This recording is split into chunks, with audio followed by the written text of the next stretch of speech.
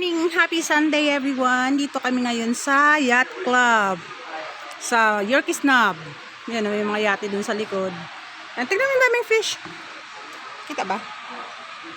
Saan ko? Ayan, yun o. Pero maliliit lang yan. Hindi sila hinuhuli kaya ganyan. Tapos nalaglag yung cellphone ko. No? Yan o, daming fish. Sa taas yung restaurant. Yan. Yorkis Knob. Kasama namin si Lisa. Ayan, yan siya. Tinutour namin kasi ano siya, tourist. Kaya tinutour. Siyempre, kasamang aking boyfriend, ang aking lover, ang aking blue-eyed lover. Ito may ano dito oh, memorial.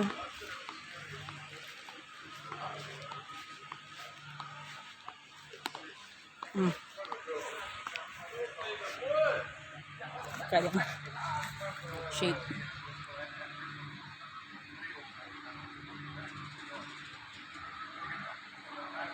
Basan nyo na.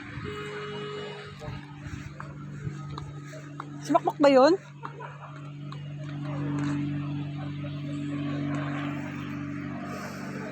Ayan, ang ganda dito oh. Sa Yorkis Knob. May ano dito minsan ano, may oysters sila for parang $1 yata each. Parang ganun. Pero malalaki na oysters. Pero hindi ako mahilig eh. Yun doon yun. Palm Cove. Yan yung part na yan. Kapunta na kami dyan. Tapos yung Twin Islands. Ganun. Kapunta na kami tapos bandang dulo pa dun. Lagpas ng Palm Cove, bandang dulo dun.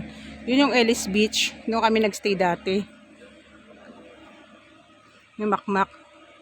Baka pero this time baka tatagalan bago kami makabalik. Kasi may sakit siya. Yan. Wala masyado makita.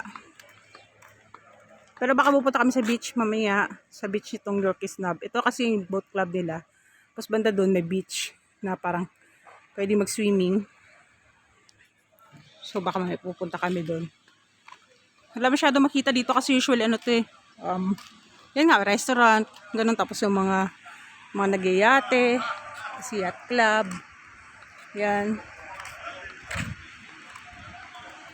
Nung Christmas, pupunta sana inimbita ako dito ni Natalie. Si friend, member yata siya.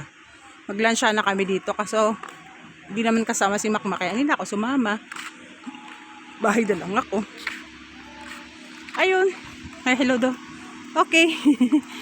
Punta kami sa beach. Bye!